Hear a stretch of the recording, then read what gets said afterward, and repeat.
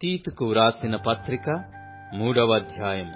అధిపతులకును అధికారులకును లోబడి విధేయులుగా ఉండవలెననియు, ప్రతి సత్కార్యము చేయుటకు సిద్ధపడి ఉండవలెననియు, మనుషులందరి ఎడల సంపూర్ణమైన సాత్వికమును కనుపర్చుచు, ఎవనిని దూషింపక జగడమాడని వారును శాంతులునై ఉండవలెననియు వారికి జ్ఞాపకము చేయుము.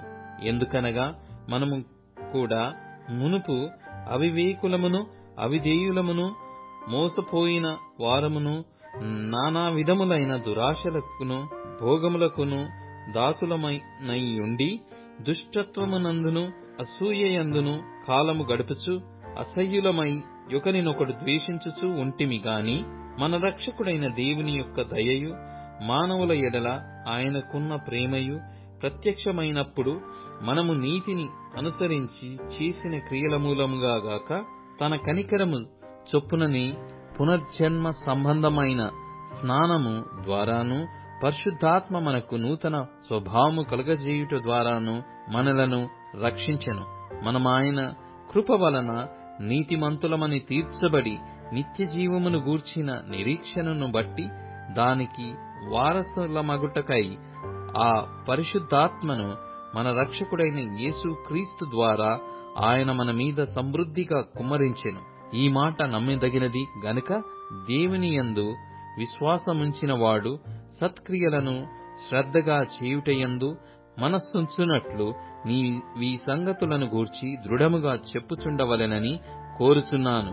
ఇవి మంచివియు మనుషులకు ప్రయోజనకరమైనవియున్నవి గాని, అవివేక తర్కములను, వంశావళులను, కలహములను, ధర్మశాస్త్రమును గూర్చిన వివాదములను నిష్ప్రయోజనమును వ్యర్థమునయ్యున్నవి గనక వాటికి దూరముగా ఉండుము.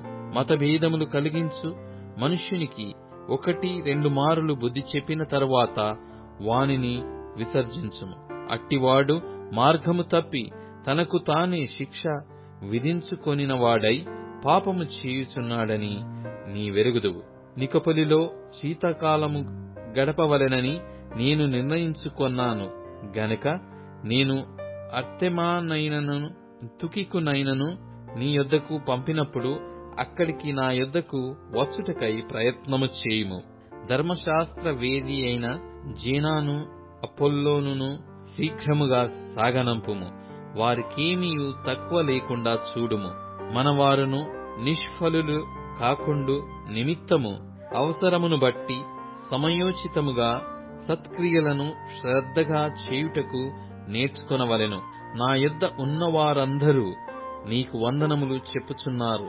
విశ్వాసమును బట్టి మమ్మును ప్రేమించు వారికి మా వందనములు చెప్పుము. కృప మీ అందరికీ తోడైయుండును గాక.